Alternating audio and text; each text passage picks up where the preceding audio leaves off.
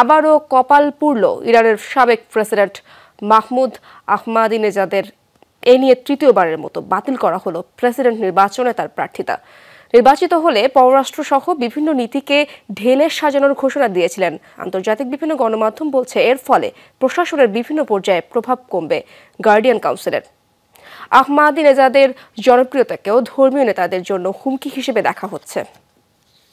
মাত্র একটি ফোন কলে দেশব্যাপী হোম ডেলিভারি দিচ্ছে ওমেরা এলপিজি।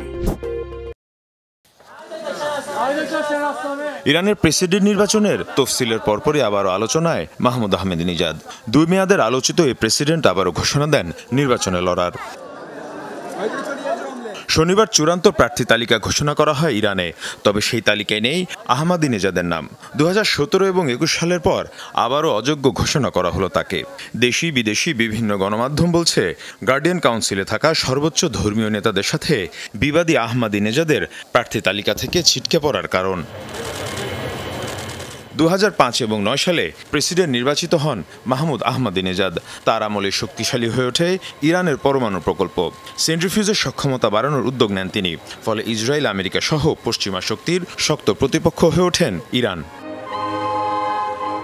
অন্যদিকে কট্টরপন্থী হলেও পররাষ্ট্রসহ নানা ইস্যুতে সংস্কার আনেন তিনি। সম্পর্ক জোরদার করেন সুন্নি সংখ্যাগরিষ্ঠ মুসলিম দেশগুলোর সাথে। কঠোর অবস্থান নেন ইসরায়েলের বিরুদ্ধে। ফলে দেখা দেয় নতুন মেরুকরণ। সৌদি আরবের পর মুসলিম দেশগুলোর নেতৃত্বদানকারী দেশের স্থানে উঠে আসে ইরান।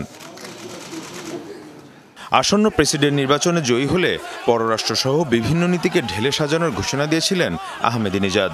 আন্তর্জাতিক বিভিন্ন গণমাধ্যম বলছে এর ফলে প্রশাসনের বিভিন্ন পর্যায়ে প্রভাব কমবে গার্ডিয়ান কাউন্সিলের। এ কারণেই ধর্মীয় নেতারা অবস্থান নিচ্ছেন আহমাদিনেজাদের বিরুদ্ধে। বিলাসীন সাধারণ জীবনযাপনে অভ্যস্ত এই নেতা দেশে বিদেশে ব্যাপক জনপ্রিয়। 2018 সালে দ্রব্যমূল্যের ঊর্ধ্বগতির কারণে বিক্ষোভ দেখা দেয় ইরানে। তাতে উস্কানির অভিযোগে গ্রেফতারও করা হয়েছিল তাকে। মীর মুশফিকা হাসান, যমুনা নিউজ।